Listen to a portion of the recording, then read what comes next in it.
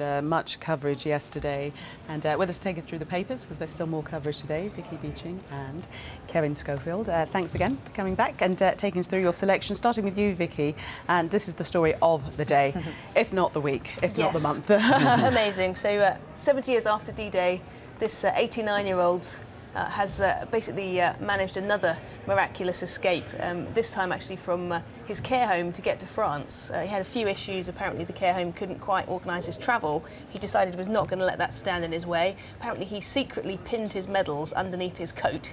Put all his medals on, put on the coat, headed out the door and made his way to France all by himself, and triggered an international missing persons alert, but is now alive and well, and we've actually seen photos of him. Yeah, there he is, coming back on the ferry, surrounded by some adoring women. I love what he said to those girls, because they were a singing group and apparently they were having a big sing-song on the ferry going across to France and some drinks, and he said to them, if I was 70 years younger I wouldn't know which one of you to choose to ask to dance, which I just thought was lovely. It's amazing. He is never ever going to forget today, and it's people like him that we need to remember, isn't it? And the personality of a guy like that brings it all to life. Well, he's a real character, because apparently the home just thought he was going on his normal walk, so he clearly had a plan afoot. It wasn't just spur of the moment thing, he'd planned it. Amazing. He's still as sharp as a tack, isn't he? Yeah, he's going to be a local hero too, isn't he? Yes, yeah. We're waiting for him to arrive. Joe Tidy, our reporter, standing by outside the care home, so hopefully we'll be able to see him come home to his hero's welcome a little later. Daily. We want to hear what he's got to say. Got to get him on the show. Wouldn't that be amazing? Yeah, no, we need to hear from him.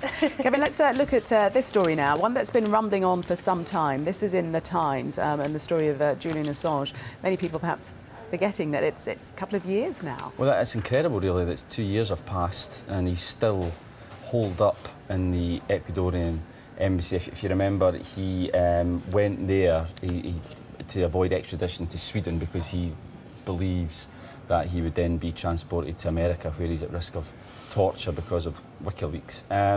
But anyway, yes, so he's been there for 2 years, as I say, and the cost to the British taxpayer is now £6 million in terms of the policing cost, because obviously the police have got to keep a close eye on the embassy at all times in case he sneaks out, because he's breaching his bail conditions, and if he was to set foot outside he would be liable for arrest. And the new Ecuadorian ambassador to London, Juan Falcone Puig, has basically said it's not our problem. We've offered him asylum. In terms of the cost, it's up to Britain to pay it, and we're not going to tell him to leave. So I mean, basically, unless he changes his mind, can it? Well, yeah, unless Ecuador was to say no, we're no longer going to offer him asylum, but I'd say that's unlikely.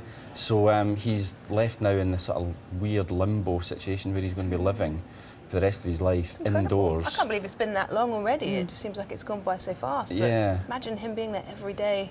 I don't think well, back home as a ground floor flat night. It can't be good. I mean, I'm sure he's getting all his basic needs attended to, but you know, you're not getting any natural daylight, fresh air. It just, but yeah, that's the path he's chosen, and unfortunately, it's a UK taxpayer is picking up the bill. Let's have a look at The Guardian, Vicky. And this is a story, Rebecca Adlington, a recurring story. Quite sad, really, that she's still suffering all this abuse from trolls. It is. Well, she's so successful, and she deserves to be able to really bask in that and enjoy the fact she's a double gold winner at the Olympics, incredible swimmer, one of our best female athletes in the country, but she's just continually dogged by this presence online. She said that people have asked her why she doesn't give up social media, but one of the reasons she stays is because she gets so many tweets from young people who say she's a real inspiration, especially from young swimmers and athletes, young girls, and she said that that's a huge reason why she remains there and wants to keep her presence. But and why should she shut up shop and disappear? Exactly, but she's saying in this piece that the thing that really troubles her is that 80% of her criticism comes from men, but 20% comes from women, and a lot of it's appearance related, the sort of criticisms she gets, and she just can't believe that women would actually kind of, you know, like the sisterhood needs to stand together, and she's saying she just can't believe how cruel some women can be, and that's apparently what really gets her and makes her actually think, maybe I can't stay on social media, because even if women are against me, I don't know, to her it just feels like an even deeper blow. Yeah. Well, hopefully we'll be speaking to Rebecca Adlington at 9:45. Not primarily about this, about the Commonwealth Games, but she's brave, put some very brave woman. Points to her on this also. What else have we got? Kevin, Financial Times. This is on Scottish independence. Yeah, they've got quite an interesting poll. We're just a little over 100 days now to the Scottish independence.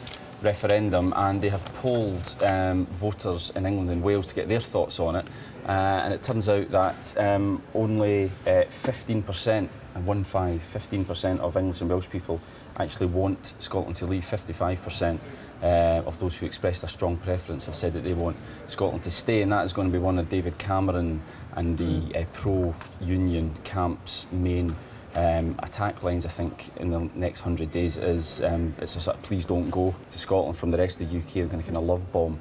So that's quite interesting. That backs up this theory that English and Welsh people actually don't want Scotland to leave, that they feel that the UK wouldn't be the same, obviously wouldn't be the same if Scotland were to leave. But there's also another poll of whether English and Welsh voters would let Scotland, would want to share the pound in a formal currency union, and overwhelmingly they don't want that either. So, so that's quite interesting, because the SNP in Scotland have said, if Scotland's independent, we will keep the pound, but so it'd be a difficult one for politicians down here to sell if English and Welsh voters don't want it. We shan't know until the votes are in and counted. Kevin and Vicky, give it a minute. Thank you. Let's take a break. More papers coming up, including a woman's close scrape with death.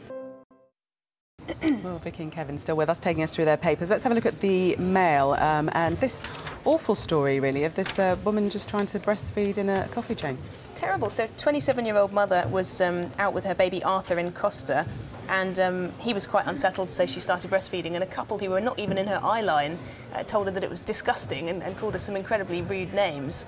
And thankfully the Costa staff stepped in and you know, reminded people that it is completely fair under the equality law in 2010 that you can actually breastfeed in public. But it's actually one of a series of these incidents that have been happening, and I think it's to do with the sexualisation of women's bodies. We've so become over-sexualised by society as women that you fulfil a normal role, and people actually think it's inappropriate. You're right, there have been a number of stories on this. It's not disgusting, it's actually quite natural. Quite natural. The Mirror, this is page 14, a woman whose life has been saved, Kevin. Yeah, 63-year-old Barbara Smith, incredibly lucky, had a real sort of dice with death. She fell onto, she tripped on a train platform, fell onto live tracks, and as luck would have it, a soldier, a trainee paratrooper, Billy and Gareth Akers, saw what happened, jumped down. You know, it was a live line, and they could have died themselves.